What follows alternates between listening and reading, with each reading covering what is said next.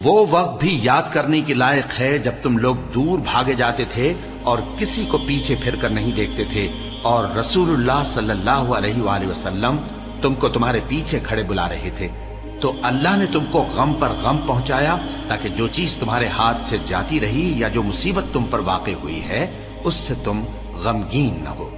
اور اللہ تمہارے سب اعمال سے خبردار ہے۔ پھر اللہ نے اس پریشانی کے بعد تم پر تسلی نازل فرمائی، یعنی نیند،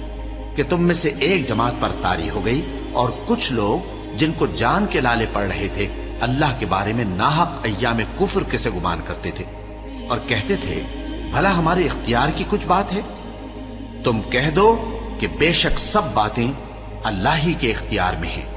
یہ لوگ بہت سی باتیں دلوں میں مخفی رکھتے ہیں جو تم پر ظاہر نہیں کرتے تھے، کہتے تھے کہ ہمارے بس کی بات ہوتی تو ہم یہاں قتل ہی نہ کیے جاتے۔ کہہ دو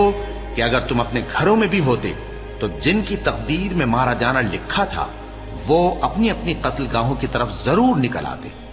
اس سے غرض یہ تھی کہ اللہ تمہارے سینوں کی باتوں کو آزمائے اور جو کچھ تمہارے دلوں میں ہے اس کو صاف کر دے، اور اللہ دلوں کی باتوں سے خوب واقف ہے۔ جو لوگ تم میں سے احد کے دن جبکہ مومنوں اور کافروں کی دو جماعتیں ایک دوسرے سے گتھ گئیں جنگ سے بھاگ گئے تو ان کے بعض افعال کے سبب شیطان نے ان کو پھسلا دیا تھا، اور یقیناً اللہ نے ان کا قصور معاف کر دیا،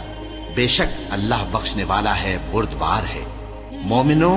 ان لوگوں جیسے نہ ہونا جو کفر کرتے ہیں، اور ان کے مسلمان بھائی جب اللہ کی راہ میں سفر کریں اور مر جائیں یا جہاد کو نکلیں اور مارے جائیں تو ان کی نسبت کہتے ہیں کہ اگر وہ ہمارے پاس رہتے تو نہ مرتے اور نہ مارے جاتے،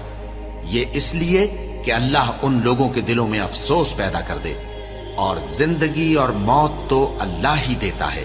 اور اللہ تمہارے سب کاموں کو دیکھ رہا ہے۔ اور اگر تم اللہ کے راستے میں مارے جاؤ یا مر جاؤ تو جو مال و متاع لوگ جمع کرتے ہیں اس سے اللہ کی بخشش اور رحمت کہیں بہتر ہے، اور اگر تم مر جاؤ یا مارے جاؤ تو اللہ کے حضور میں ضرور اکٹھے کیے جاؤ گے۔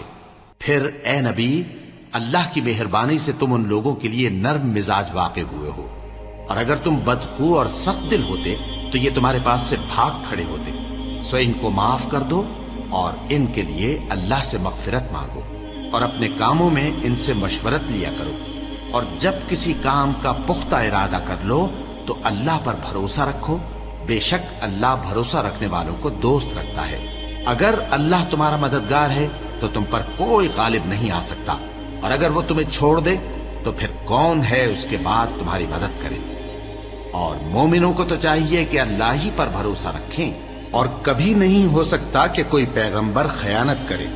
اور خیانت کرنے والوں کو قیامت کے دن خیانت کی ہوئی چیز اللہ کے روبرو لا حاضر کرنی ہوگی،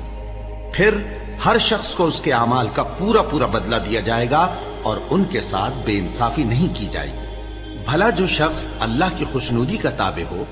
وہ اس شخص کی طرح ہو سکتا ہے جو اللہ کی ناخوشی میں گرفتار ہو، اور جس کا ٹھکانہ دوزخ ہے اور وہ برا ٹھکانہ ہے۔ سب لوگوں کے اللہ کے ہاں مختلف درجے ہیں، اور اللہ ان کے سب اعمال دیکھ رہا ہے۔